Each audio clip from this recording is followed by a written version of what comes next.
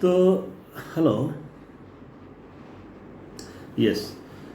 सो मैं क्या कह रहा था, जब government of India electric vehicle के ऊपर इतनी जोर दे रही है और अल्टरनेट सोर्स ऑफ एनर्जी के ऊपर इतनी जोर दे रही है, शायद आपने सुना रहेगा पेट्रोल के अंदर इथेनॉल मिक्स करने का सरकार ने परमिशन दिया, जो कि 20% तक इथेनॉल मिक्स किया जा सकता है।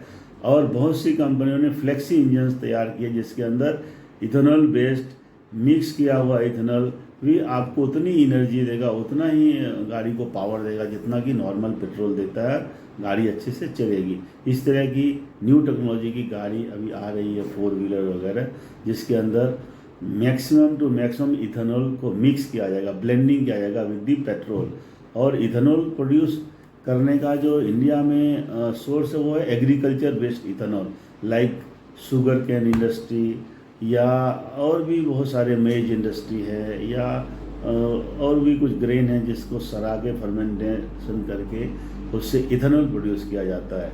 तो इंडिया में इथेनॉल की अवेलेबिलिटी बहुत ज़्यादा है। इसको यूज़ करने के लिए मतलब कोई सही तरीका अभी मिला है। इथेनॉल को अगर पेट्रोल में ब्लेंडिंग करके यूज़ किया जाता है तो सीधा सीधा 20% पेट्रोल की खपत तो ऐसे ही कम हो जाएगी because of ethanol blending in the petrol. दूसरा क्या है, गवर्नमेंट ने हाइड्रोजन एनर्जी के ऊपर भी काम करना चालू किया है, जो कि वाटर H2O से हाइड्रोजन को अलग करके उसको एनर्जी के रूप में यूज किया जाएगा। हाइड्रोजन कार बनना चालू हो गया है, उसके ऊपर काम चालू है। शायद 2 से 4 साल के अंदर अंदर hydrogen car on the road आ भी जाएगी। इससे भी क्या होगा, हाइड्रोजन कार प्योरली हाइड्रोजन पे चलेगी, जो कि वाटर से एक्सट्रैक्ट किया जाएगा। और वाटर की अवेलेबिलिटी इन इंडिया आपको मालूम है बहुत प्रचुर है, कोई कमी नहीं है। तो इससे क्या होगा, और भी हमारी dependency on the imported oil, petroleum products and diesel etcetera, हमारी और भी डिपेंडेंसी कम होगी।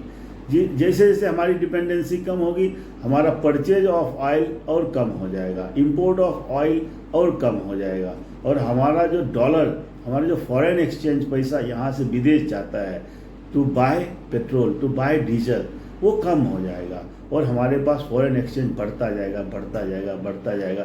फिर उससे हम और कुछ चीज़ें इस टेक्नोलॉजी खरीदेंगे, सेमीकंडक्टर खरीदेंगे जो हमारे पास इतना अवेलेबल नहीं है, या और भी कुछ चीज़ हम खरीद सकते, लिथियम खरीद सकते, इंपोर्ट कर सकते, और हमारा पैसा बचेगा।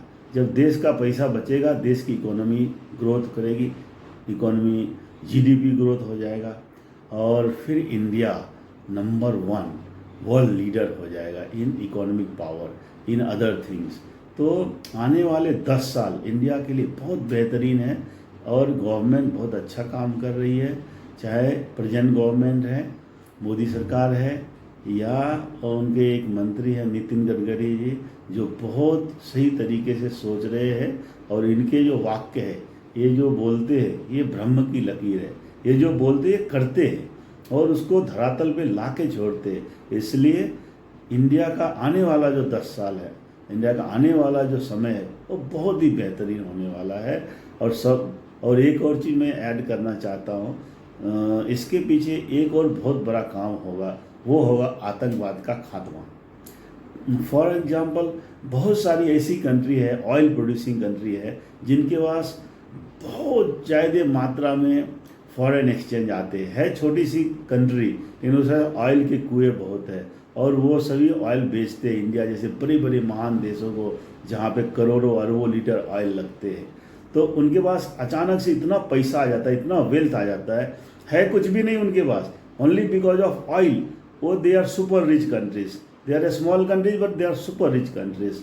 और फिर होता क्या, उनके पास एक्सेस ऑफ मनी आने से कुछ कंट्रीज, नॉट ऑल, कुछ कंट्रीज टेररिज्म को सपोर्ट करने के लिए उसमें चंदा दे देते हैं, डोनेट कर देते हैं, और वो पैसा का मिसयूज हो जाता है for using terrorist, for creating violence world wide, जिसके सब के सब देश भुक्तभोगी है।